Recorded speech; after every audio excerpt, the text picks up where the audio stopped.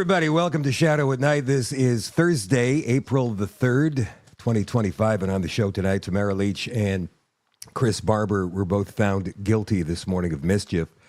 Chris was found guilty on 2 counts out of 7, and Tamara was found guilty on 1 count out of 6. We're going to go over that in just a couple of minutes. Also, Jagmeet Singh records a video with an OnlyFans porn star and then completely disassociates himself and the party from her. But not because she was an OnlyFans star, because of the content of the clip that she posted with Jagmeet, even though Jagmeet is right in there with her. This is not a serious party, and it's no wonder that they're, 7, 8% in the polls? It's actually funny. Well, it would be funny if it weren't so tragic, because that vote, most of it anyway, is going to the Liberals. Some of it going to the Conservatives, because what I'm seeing on social media the last couple of days is actually quite interesting. We've seen the crowds at Pierre Poilievre Canada First rallies. But what we're seeing now is candidates for the Conservative Party of Canada who have been door knocking relentlessly for the past couple of weeks, even longer than that, before the election was called, saying the people who are most enthusiastic about the Conservative Party, Pierre Poilievre, the platform, all of that stuff, are young families, young people who want some change. They want to be able to afford stuff in this country. And right now, the way it is with the Liberals, for the past 10 years, they haven't been able to. So what you're seeing is, and I saw this in the Pierre Poilievre lineup in the Winnipeg rally the other day, what you're seeing right now is a lot of young people, I'm going to say late 20s, maybe early 30s, or even mid-30s, who voted Liberal when Justin Trudeau first ran for office back in 2015 as the Prime Minister, now changing and going to the Conservative Party of Canada. The question is, will enough of them go out and cast ballots? We know notoriously in elections that it's the older people who go out and cast their ballots, but in this case, with the enthusiasm of the younger people and the hunger for change out there, coast to coast to coast, I think these young folks are going to actually do their civic duty and get out there and vote their heart. And that is probably Conservative or PPC or whatever, as opposed to Liberal or NDP. It's actually quite fascinating. So we do have that clip of Jagmeet Singh to play for you a little bit later on in the show.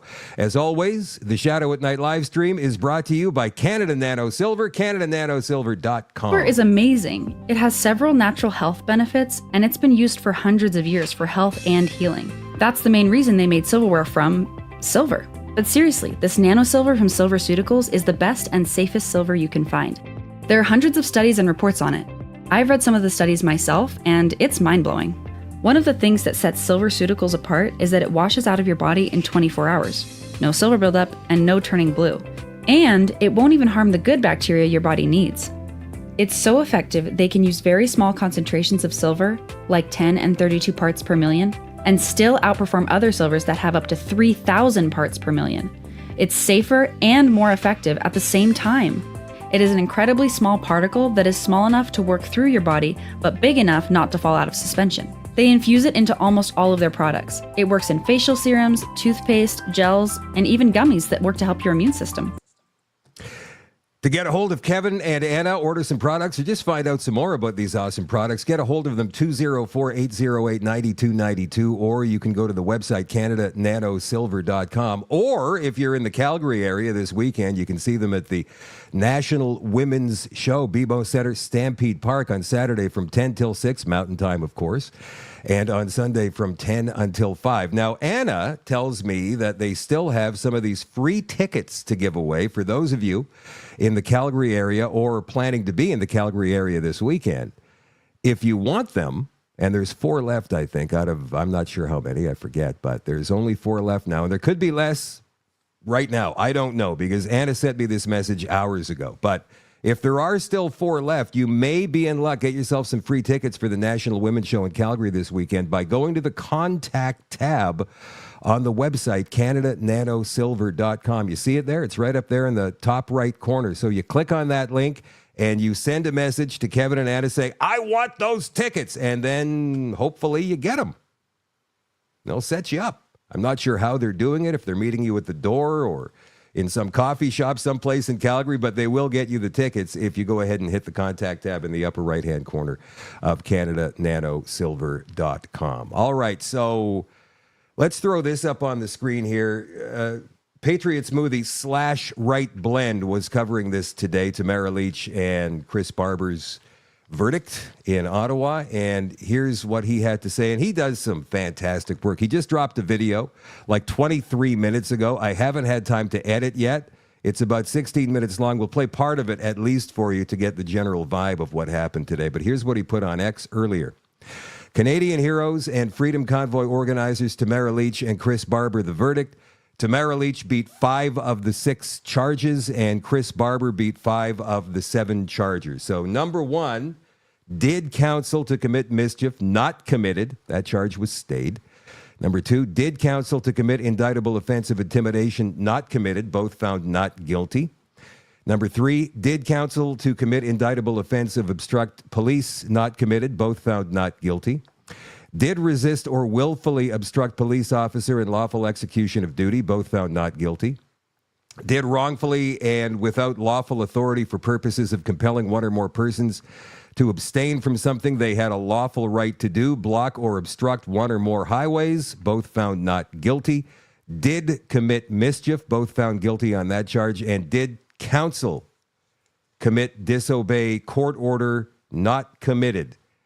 Chris Barber found guilty. Tamara Lich not charged with that offense. All right, so here is Patriot Smoothie / Right Blend. I should call him by the right name, for goodness sakes, just out of respect, if nothing else. But I like Patriot Smoothie so much better. Here is Right Blend's report from today. We're not going to play all of it for you because it's like 16 minutes, but here's some of it at least. Guilty of mischief. Chris Barber has additionally been found guilty of counseling, I believe it was counseling, to disobey a court order for the interlocutory injunction issued against the Freedom Convoy for honking on February 7th, and then continued a short time later by Justice McLean of the Ontario Superior Court. There should have been no conviction.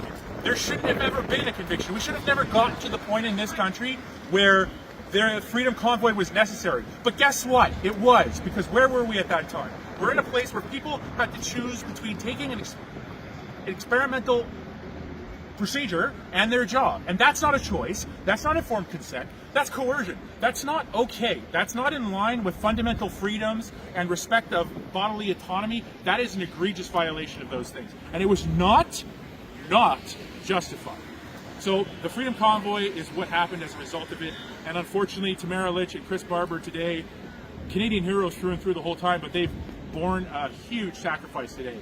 And I can't be more thankful to know these people, to have gone to Freedom Convoy as under my own free will, to do that, stand up for what's right, as all Canadians at that time who were awake to it did. And I believe truly one day history will look back at that time with amazing, look back on it properly with the respect it deserves. And guys, before I continue, covering this trial has taken in an enormous amount of energy and effort. It's been over 40 days in the court there. I was there for the vast majority of that, and in the days I wasn't there, I was doing summaries anyways. So if you have any additional money that money's tight, but if you want to support the hard work that I am doing, send an Interact e-transfer to realrightblend@gmail.com. That is realrightblend@gmail.com. It helps a lot because a lot of time spent here, a lot of gas. If you were following me on X today, you saw my coverage from the courtroom, which had a lot of the details from what happened. And 5 out of 6 charges. Tamara beat 5 of the 6 charges against her, being found guilty only of the mischief, and Chris Barber beat 5 of the 7 against him, being found guilty of the mischief and the counseling disobeyed court order, or disobeyed court order, one of the two. It's crazy. And when you look at the other charges, you look at the intimidation, which they were not found guilty of. When the judge explained the reason for not finding them guilty of that, she said, I felt like I'm having a deja vu moment here when I'm going through the evidence. The Crown's arguments for this charge are the same as the mischief, and intimidation is not the same. It becomes duplicity. That's not what this is. Intimidation has very set parameters. There has to be a menacing, there has to be violence, and she said there was no menacing or violence in Freedom Convoy, which is huge, and we've heard that time and time again. She quoted the decision of His Majesty the King versus Pat King, where in that decision Justice Hackman said that the Freedom Convoy was not there to intimidate people, and that the government of Canada is not a person for the sake of being intimidated under the criminal code. Right? Their goal of the Freedom Convoy was a legal goal, to advocate for ending of the mandates. Like, that's my opinion. I don't know exactly. I believe it was said that the express purpose of the convoy itself to end mandates or advocate for the end of mandates is not illegal. We have a right to do that. That was our redress. People tried calling MPPs. People tried calling MLAs. People tried talking to MPs. They were laughed at. They were told to go away. They got the cops called on them. People and kids skating on hockey rinks were tackled to the ground. This was a dark time in our history, and thank the Lord that the Freedom Convoy rolled through the dark and came to Ottawa, and by the grace of God was peaceful. And we've had that affirmed in the fact that there was no violence, no menacing, like the criminal code for intimidation, being set upon, besetting somebody, watching, whatever. There's a menacing, there's a violence. Didn't happen. And then same with the obstruct charges. Obstruct police, very specific circumstances. Chris and Tamara hold the line. That's what the Crown's case was predicated on, aiding as a principal or party or an aider or abettor to any of the offenses or counseling thereof for any of the offenses. And then you might ask, if you read my summary of the charges and the convictions, what does counseling not committed mean? Basically, not committed is the Crown's going to say somebody said something, and the thing that they said had an unreasonable risk, as the law would call it, of someone else hearing that and acting upon it to commit a crime. You're basically inciting them to do that, and you're going to be held responsible for it, whether as if you did it yourself. And the not committed part is the Crown doesn't have to say, this person, Tommy, heard these words and did that. Not committed means you're still going to be held accountable as if someone did it, but we can't find anyone specifically to say they did those things. Okay, that's what that is. And it's in the criminal code, they could do that.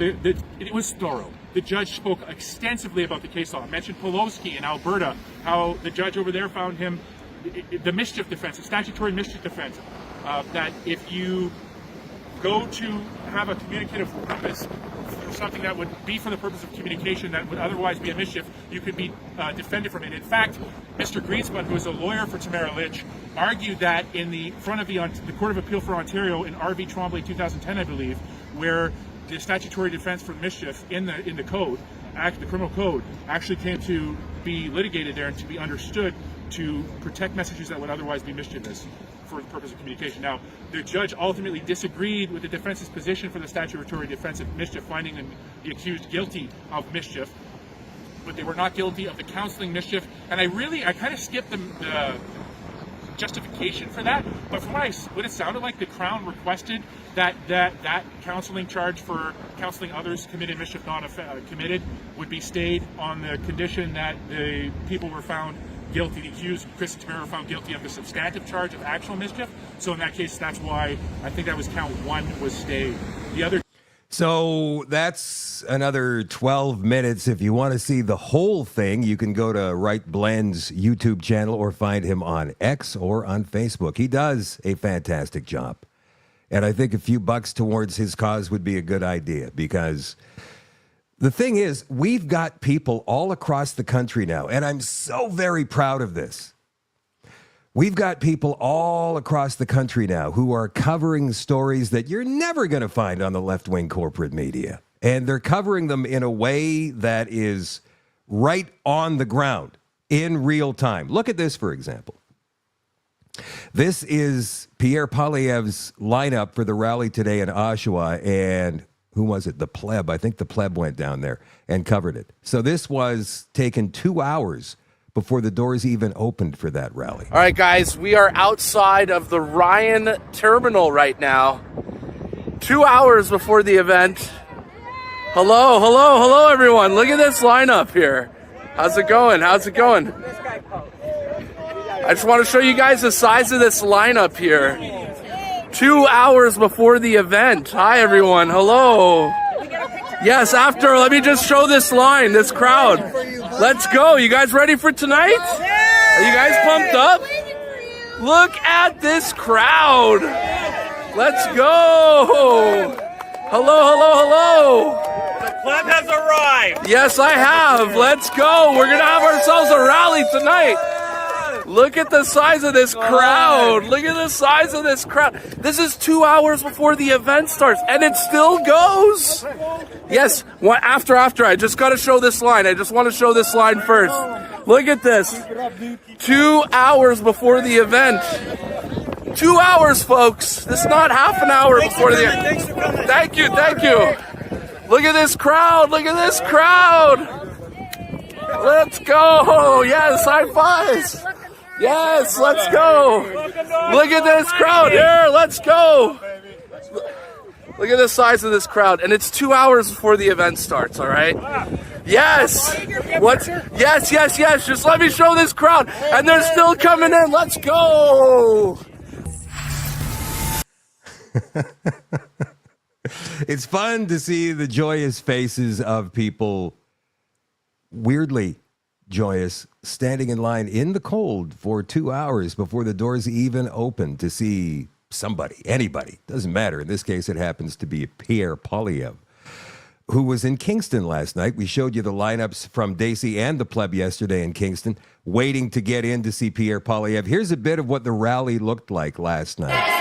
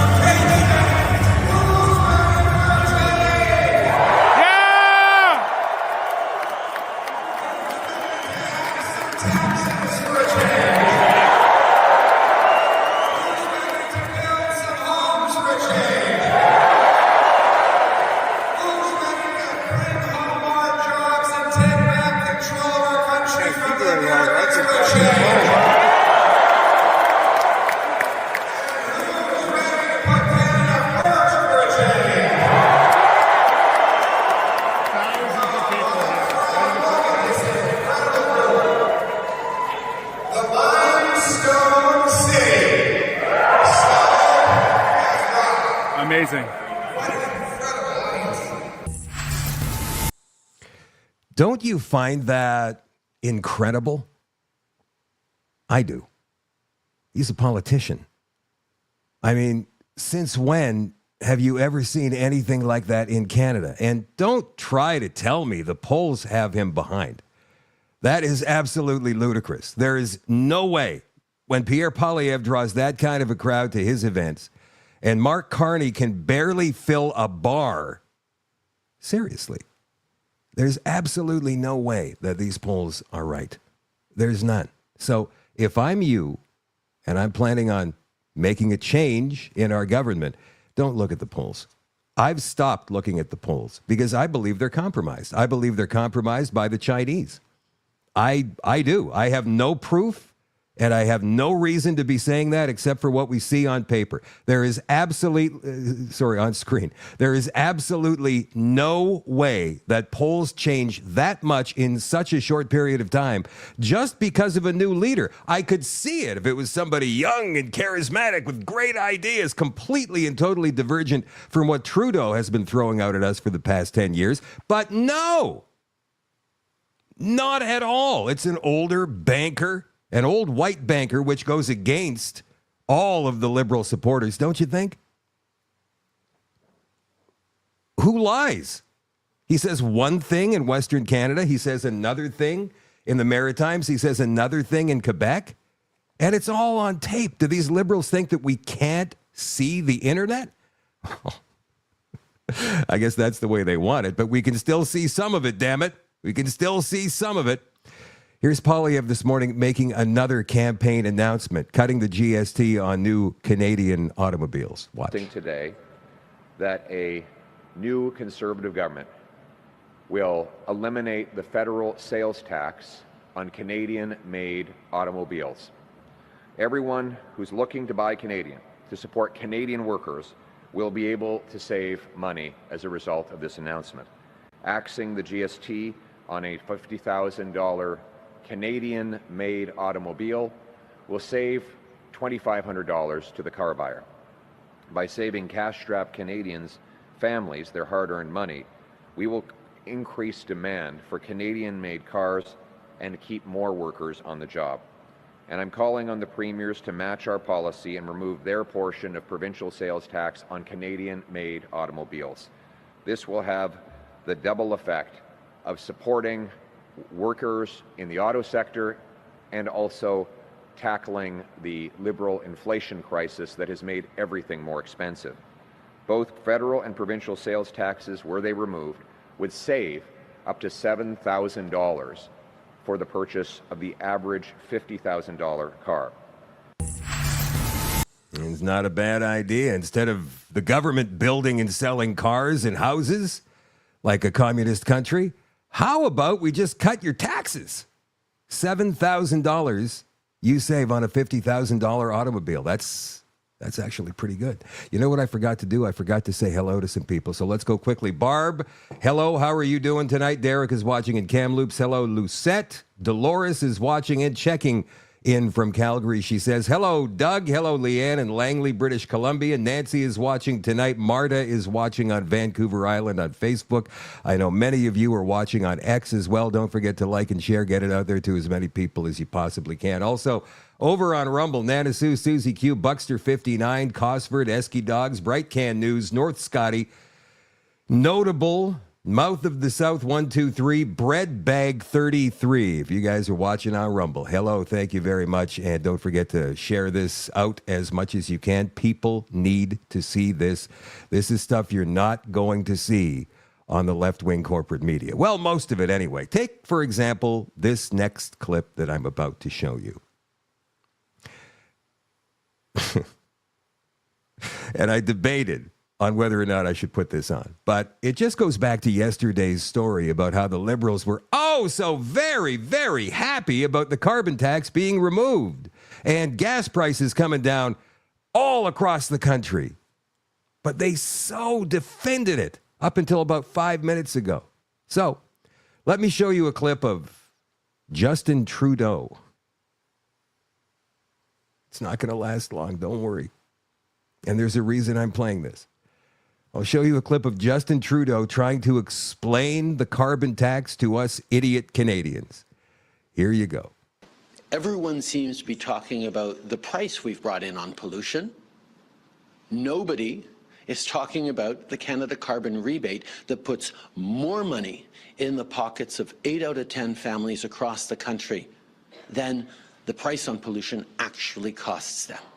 So taking away the price on pollution or leveling it off where it is would actually mean less money in the pockets of 8 out of 10 Canadians in the jurisdictions where it's imposed, which doesn't make sense. Canadians are squeezed on groceries, they're squeezed on rent, they're squeezed on cost of living.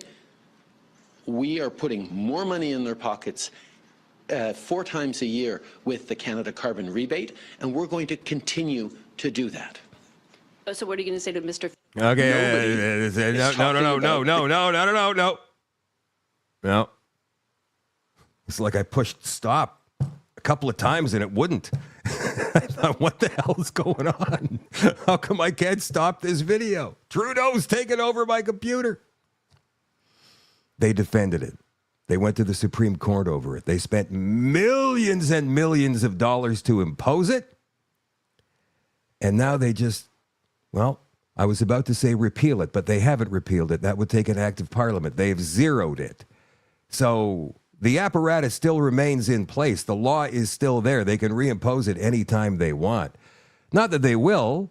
Carney's going to come back with something worse. We're going to get to him in just a second. But the reason I played that Trudeau video for you is so I could play you the video I alluded to last night by Tiana Truthseeker. This is a funny one, just because of her giggling. Let's have a look. For 5 years now, the Liberal Canadians have been trying to convince us normal people that paying a carbon tax means we save money. Like individuals save money. And if you're like, how does paying a tax save you money? It doesn't. It literally doesn't. So because we're going into an election, Mark Carney decided to take that like carbon tax away just for us consumers. And already like the prices at the pumps have decreased by 20 to 40 cents a liter across the country. And now they're bragging online that they're saving Canadians money. This is so painful. Like, honest to God, honestly, this cannot be a real country and these cannot be real people. Like, let me just show you this. Our policies are already hard at work. Gas prices are already coming down and we're putting more money back in Canadians' pockets. Wait a minute. Can I go back and play that little giggle again? I'm not sure if that's real or not, but it's hilarious. Saving Canadians money. This is so painful. Like, honest to God, honestly, this cannot be a real country and these cannot be real people. Like, let me just show you this. Our policies are already hard at work. Gas prices are already coming down and we're putting more money back in Canadians' pockets. Like, what the... These people who put the carbon tax in place and have been increasing it every year for 5 years are now realizing that if you don't pay a tax, you save money. And liberal Canadians online are like, yay! These are adults. These people vote. These people procreate. Somehow they hold jobs. I don't know how. And they drive. This can't be real. And then they're trying to go online. They're like, Poilievre's going to take women's rights away. You don't even know what a woman is, my guys. What?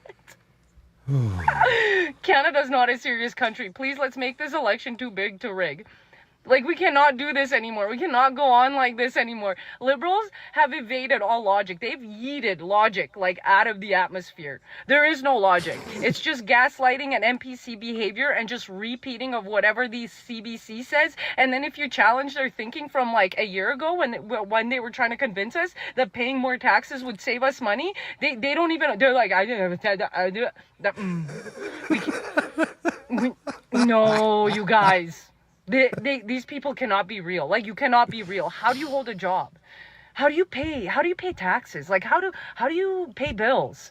How do you guys even go through life if this is the level of thinking that you have? Like, there's no way this is real.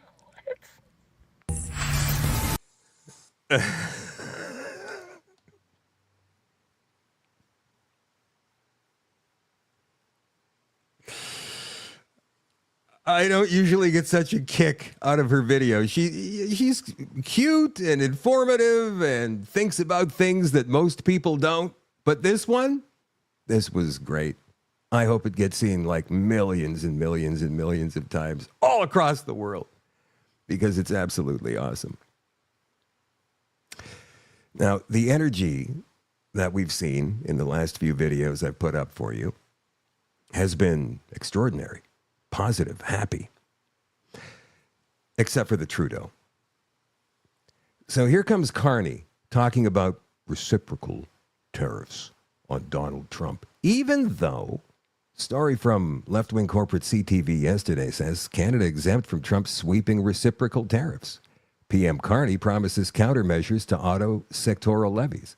We're going to get into why he shouldn't be doing this in just a second, but here he is announcing it anyhow. President Trump during our call last week, Canada will respond to the U.S. auto tariffs.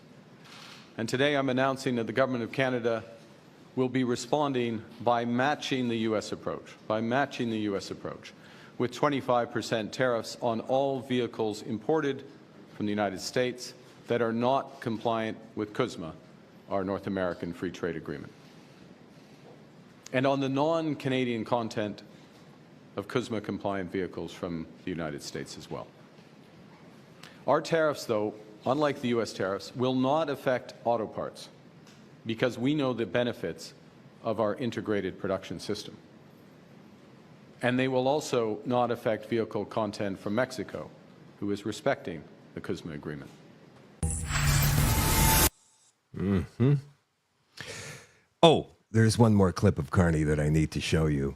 And it's him saying the quiet part out loud here. It's only 15 seconds, but watch how he stumbles. Well, what was also progress in the call the President and I had last week is this agreement that we will sit down, future Prime Minister and him as President will sit down. Was also progress in the call the President and I had last week is Is he just assuming that he's winning the election here? Or is it just a slip of the tongue? This agreement that we will sit down, future Prime Minister and him as President will sit down and begin negotiations on the overall economic and security partnership with Canada.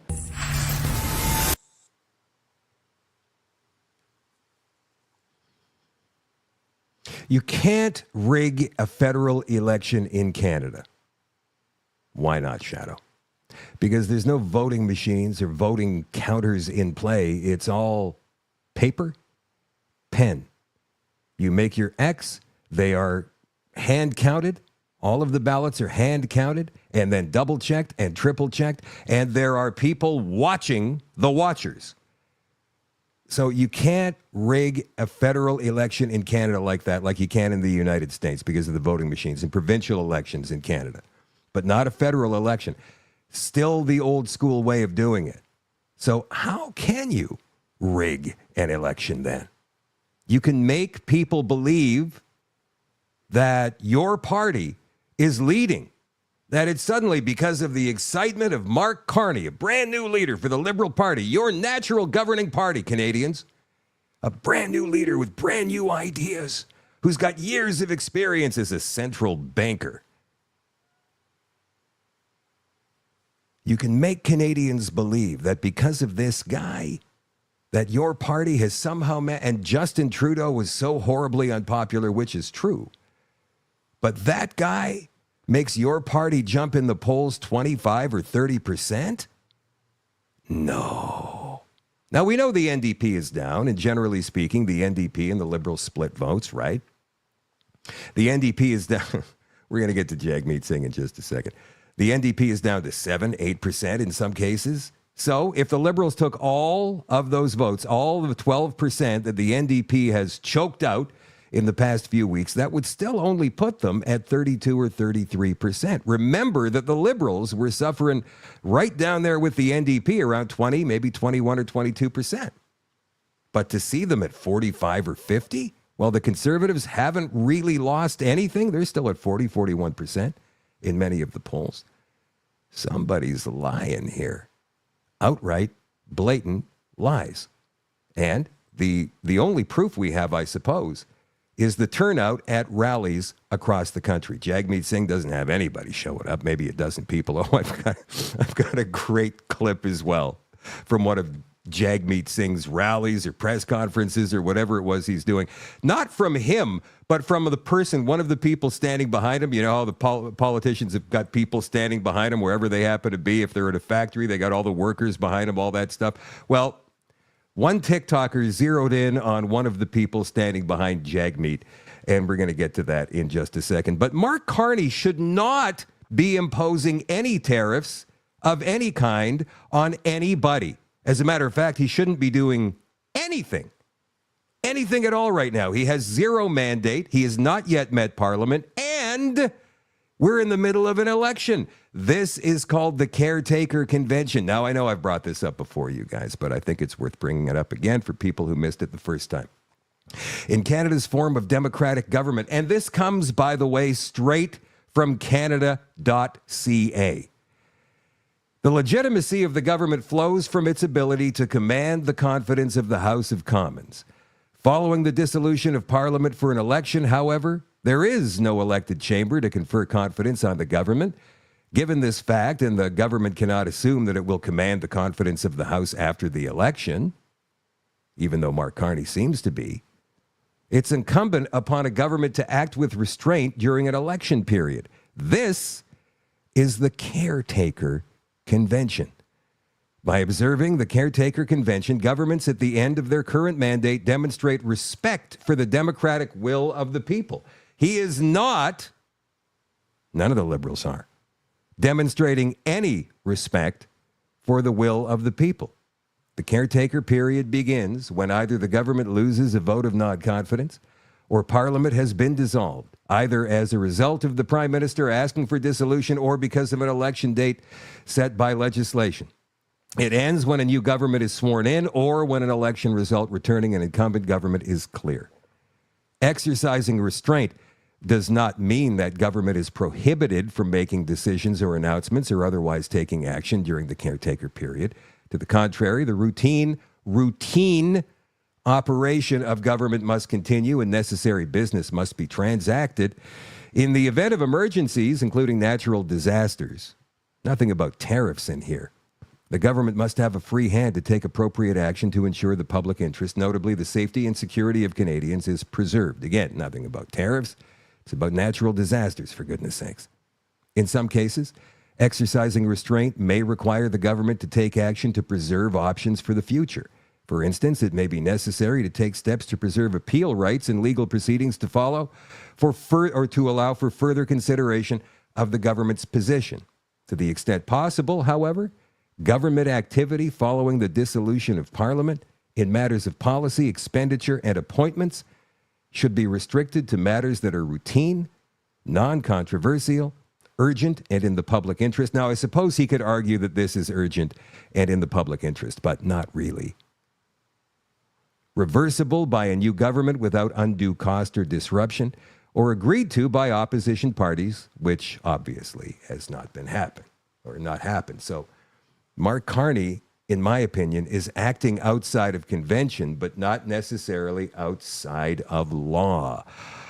Our system needs so many changes. In some cases, just tweaks here and there, but in other cases, massive overhauls. We need more accountability from government and, more importantly, from the bureaucracy.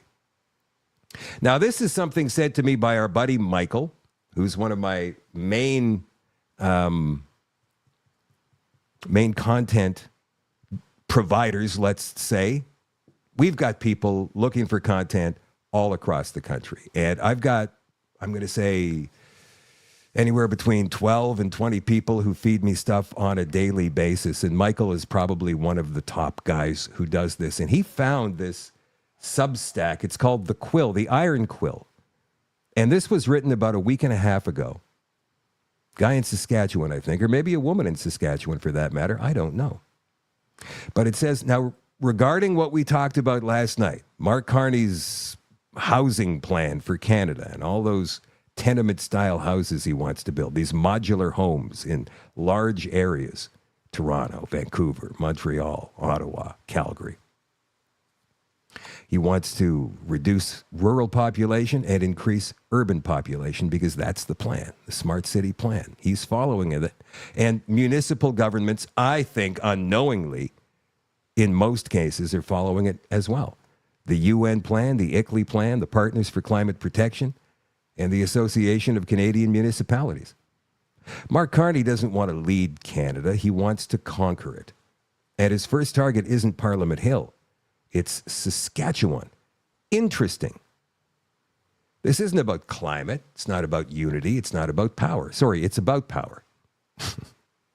And Saskatchewan stands in the way of Carney's vision for a corporate-controlled, federally strangled, ESG-compliant Canada, so it must be broken, silenced, and sold. Let's rip off the mask and expose the blueprint. Phase 1. Now, we talked about this again last night. Phase 1, destroy energy, collapse independence. Saskatchewan is a critical energy province, second only to Alberta. It pumps over 450,000 barrels of oil every day, energy that keeps trucks moving, homes heated, and trade alive. It holds the world's richest uranium deposits, powering Ontario's nuclear grid and fueling exports that keep allies running.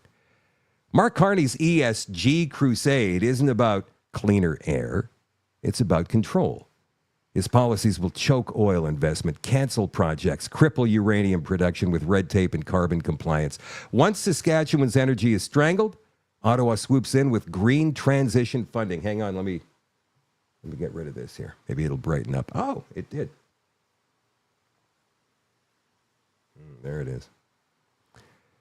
Right, so once Saskatchewan's energy is strangled, Ottawa swoops in with green transition funding, strings attached, turning a proud province into a federally dependent shadow of itself. Phase 2, attack the farmers, control the food. Again, we talked about this last night. Saskatchewan feeds Canada and half the world. Nearly 50% of Canada's wheat comes from its fields. It leads the world in canola production. It's the number one exporter of lentils and a massive supplier of cattle, pork, and dairy. Carney's green agenda is a death sentence for family farms. Fertilizer restrictions, emissions targets, and ESG audits will crush small producers, handing over land to global corporate giants, as we've seen happen at an alarming pace over the past few years. It's a hostile takeover, cloaked in sustainability. Food sovereignty will vanish, and with it, the backbone of rural life. If you control the farms, you control the people. Carney knows it. That's why he's coming for your land. Phase 3, silence dissent, smear the West. Saskatchewan doesn't bow, and that terrifies him. Push back against carbon taxes, you're labeled a climate denier. Stand up for provincial rights, you're smeared as anti-democratic. Question Carney's globalist agenda, you're branded an extremist. This is how technocrats operate. They don't argue, they isolate, shame, and crush. Carney won't debate Saskatchewan's people. He'll blacklist them. He'll use banks, media, and federal levers to dismantle dissent and enforce obedience. Phase 4, sell the soil, drown the people. After destroying industry, demoralizing farmers, and silencing the West, the final phase begins. Saskatchewan's potash reserves 50% of the world's supply handed to foreign investors. Oil and uranium contracts outsourced to ESG-compliant global firms. Helium and critical minerals extracted and exported, not for Canadian gain, but for foreign tech and military supply chains. Meanwhile, the people are left behind on welfare with crumbling infrastructure and no control over their own resources. This is Carney's Canada, compliant, castrated, and sold to the highest bidder. What Saskatchewan means to Canada. Let's be clear. If Saskatchewan falls, Canada loses its energy independence. Canada loses its food sovereignty. Canada loses its grip on nuclear energy, potash, and critical minerals. Canada becomes a client state of global finance enforced through ESG and carbon policy. Without Saskatchewan, Canada collapses. And Mark Carney knows it. This isn't climate policy. It's a hostile takeover. It's not about saving the planet. It's about owning the country. Carney's plan is a Davos-designed, Ottawa-executed campaign to gut the West, strip it of its wealth, and make it beg for scraps. And the worst part? The counting on silence. The time to fight is now. Saskatchewan isn't just a province, it's a battleground, a line in the sand. And if we let Carney's plan unfold, it won't stop in Regina. It'll steamroll across Alberta, Manitoba, and beyond. The media won't report it, the bankers won't admit it, and the politicians won't stop it. So we will.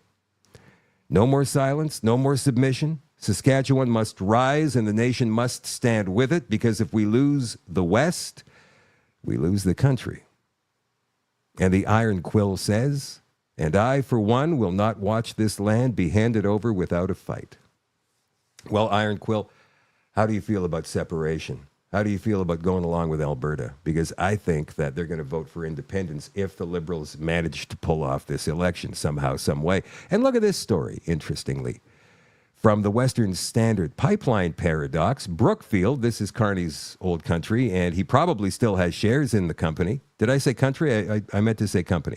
He was the CEO of this company, for goodness sakes, and he won't tell us if he has shares in it or anything else. All of his assets are now in a blind trust. He knows what's in it. We don't.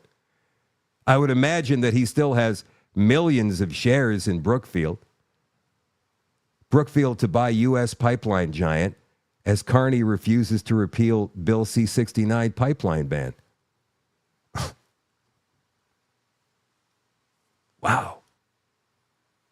What's good for the Canadian goose doesn't hold for the American eagle, at least not for former Brookfield chairman Mark Carney. That's because the Liberal candidate for PM, a vocal opponent of major new pipelines in Canada, is now facing scrutiny as Brookfield Asset Management, the investment giant he once chaired, closes in on a $9 billion U.S. deal to acquire Colonial Pipeline, the largest fuel transport system in the United States. It comes as he refused to repeal Bill C-69, the No New Pipelines Act, at a rally in Winnipeg just a couple of nights ago.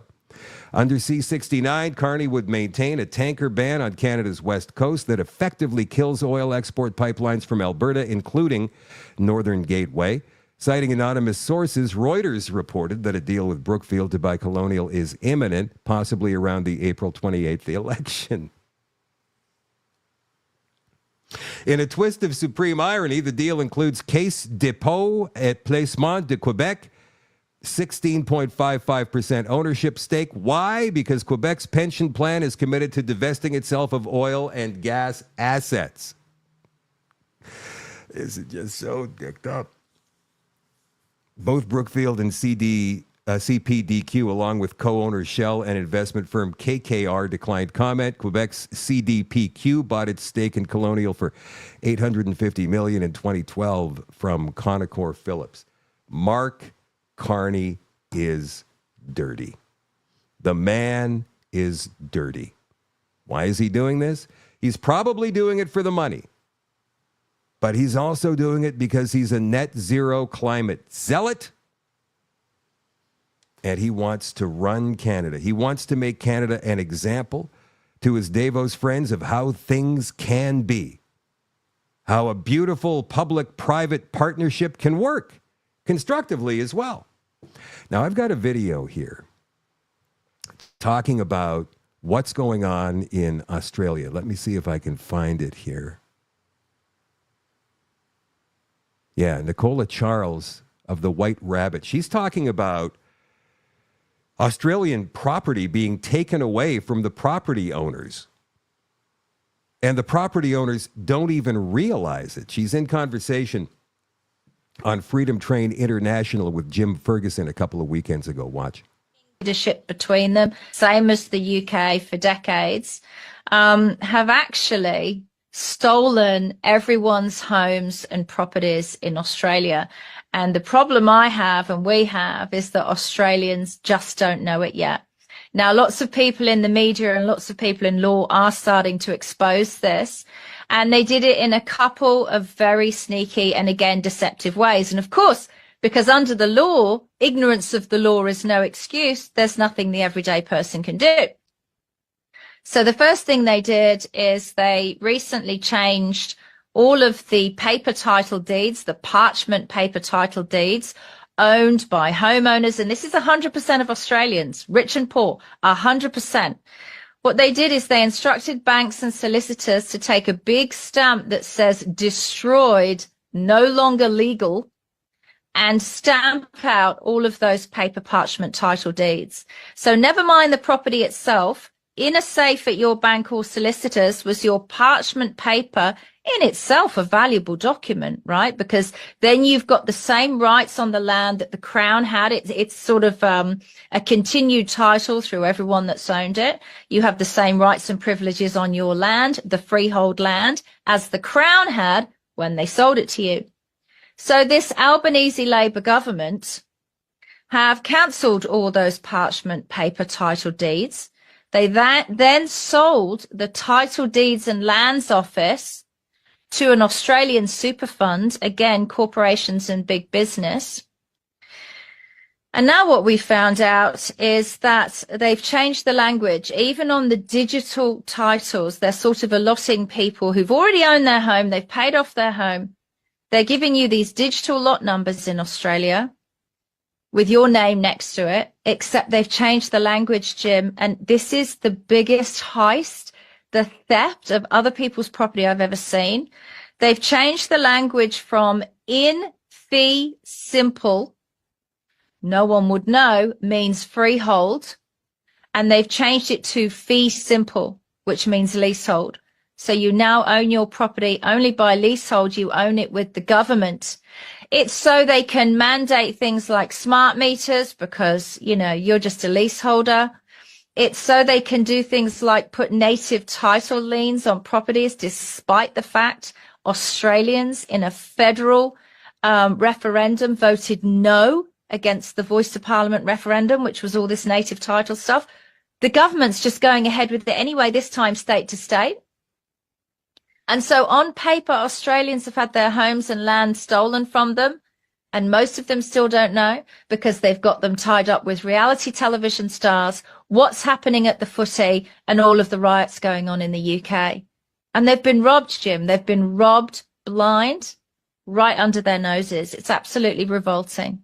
This is unbelievable. I'm taking some notes here. This is incredible. We're talking about the theft of people's properties, land that they own outright.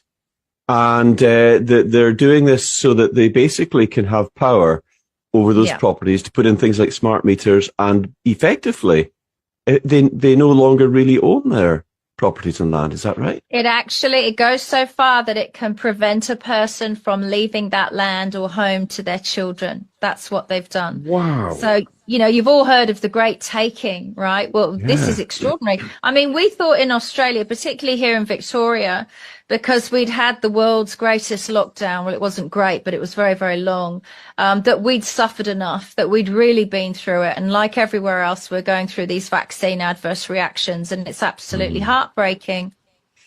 Everyone I know that's vaccinated more than 3 times has turbo cancer and heart problems, even if they're 20 years old. And now we see that while all that's going on, it's almost like the great illusionists, of old from the 18th century. They have you looking over here at this pandemic, which we now know, thanks to the Senate hearings in America, was man-made. While over here, they're making all these changes financially and destroying people's lives. And they haven't come out to speak about it. They haven't denied it. Can you see the same thing happening here? Of course. It may even be happening right now and nobody's noticed it yet.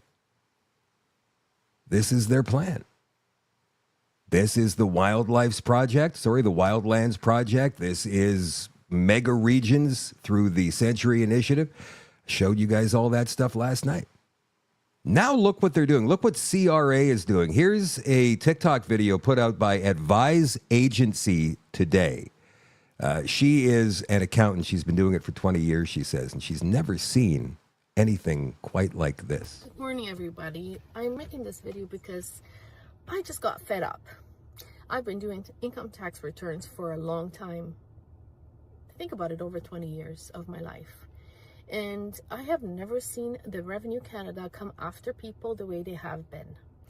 They have been filing taxes for the client, for businesses, and actually making them to the point of bankruptcy, giving them no option to fight back. And majority of people come across, when they receive those letters, they have no idea they actually can fight back, and they're lost. I have a client who did not file her taxes for 2 years. Something happened in her life, and this is prior COVID, so this is 2019, 2020. And in 2021, then, just a lot of things happen in our life. Things happen in our lives. And so Revenue Canada decided to file for her, giving her an income of $400,000, especially in COVID, because in COVID, no one was working. So why is this woman earning $400,000? That makes no sense. But anyway, so they end up going and they filed. They give her a notice of assessment. Then they give her a penalty of $98,000 fine for filing late. Then they decided to add $54,000 of interest on top of that. So we've been fighting this case for 2 years now.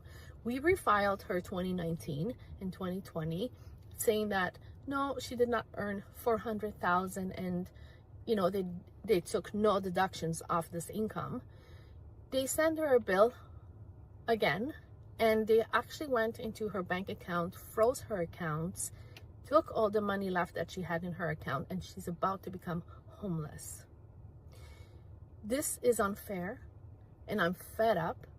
I need more people to step up and fight this. You have rights as a taxpayer. They cannot just file for you and tell you, sorry, too bad, so sad, this is the way it goes.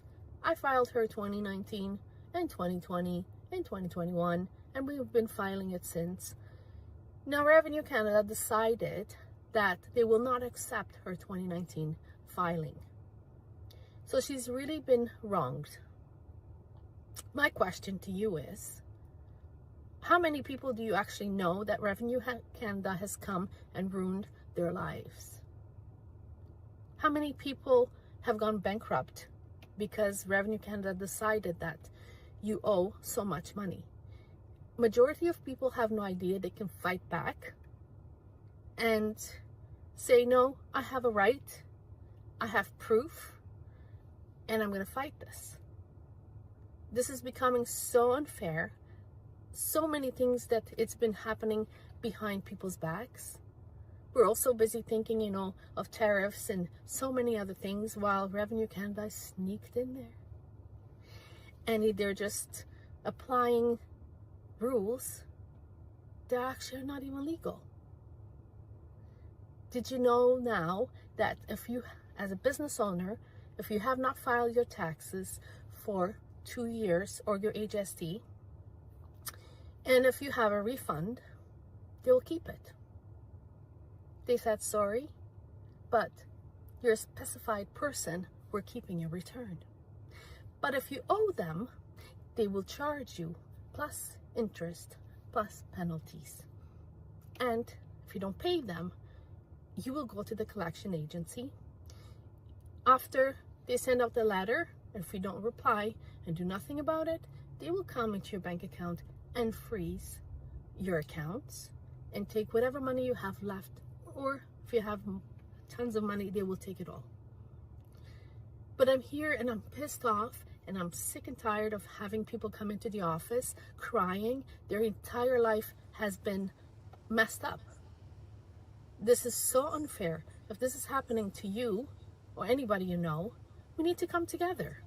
This is unfair.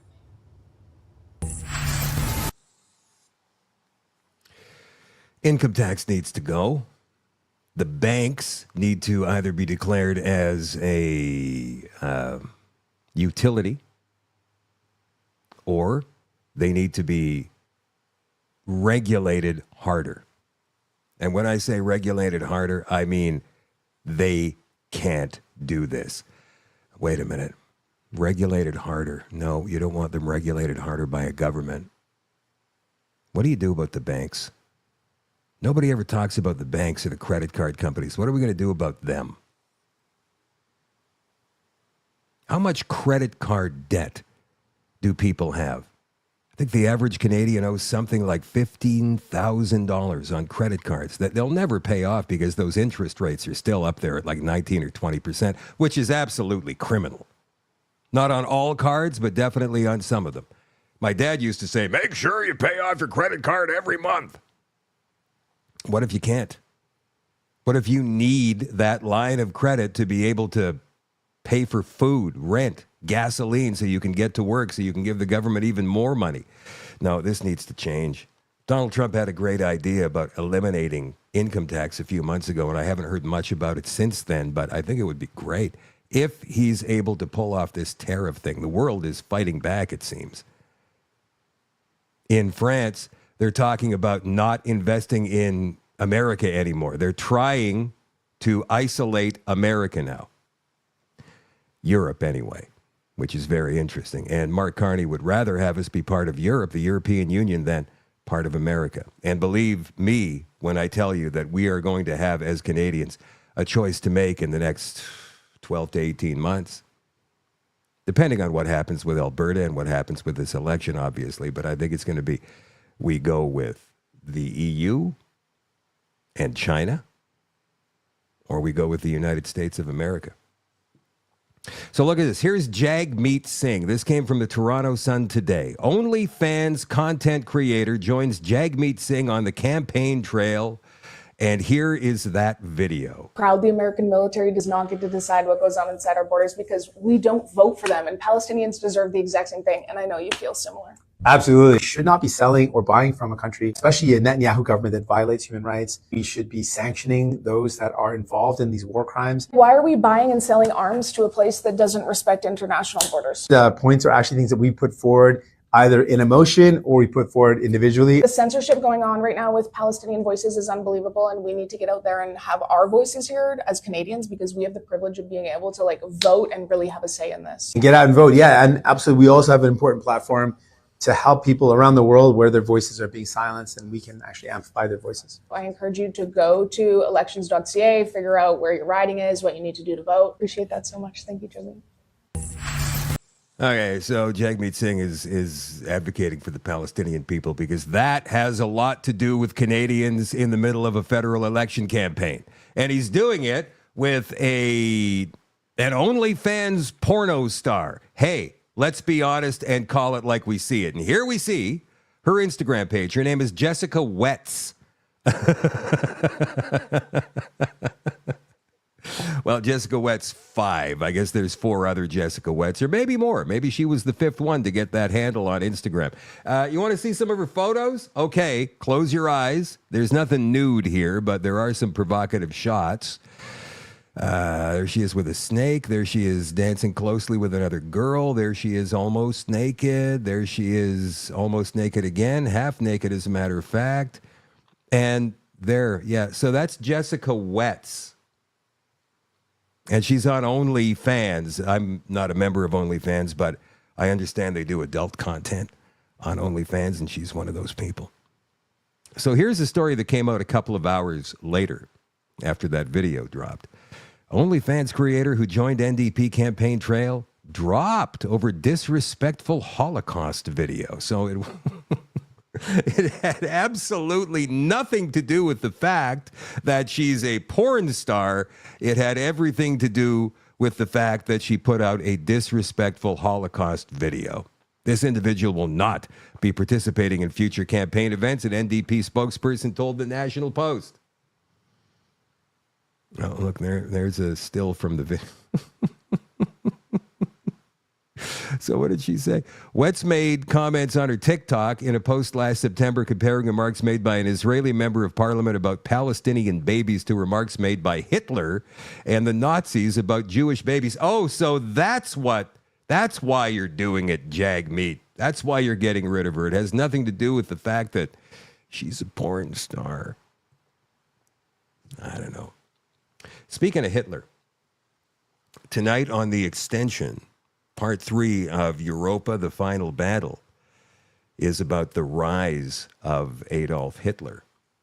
And it's quite fascinating, actually. So what we're doing for the next week or so on The Extension for all access members at shadowdavis.com is going through this video series that was put out in 2017. It's called Europa, the Final Battle, and it's historically accurate, but it reveals certain things that were missed in most of the history books and documentaries of the time, and how Europe has become the way it is today. Does the German Reich still exist? Has it been there the whole time, just suppressed after the loss of World War II? And is that what we're facing right now? Some people think, yeah, absolutely it is. So part 3 of Europa, the Final Battle, happens tonight in just a couple of minutes on shadowdavis.com for all access members. And by the way, for you all access folks, starting in a couple of weeks, maybe sooner, because I've got them on order right now, you'll have a chance at winning Shadow at Night mugs, 20 ounces. And I've switched from T-shirts to caps because the size thing was a huge headache for me. I thought, well, I've got to get all these different colors, and I've got to get all these different sizes, and it's going to be a nightmare. So instead, I went with caps. They're nice.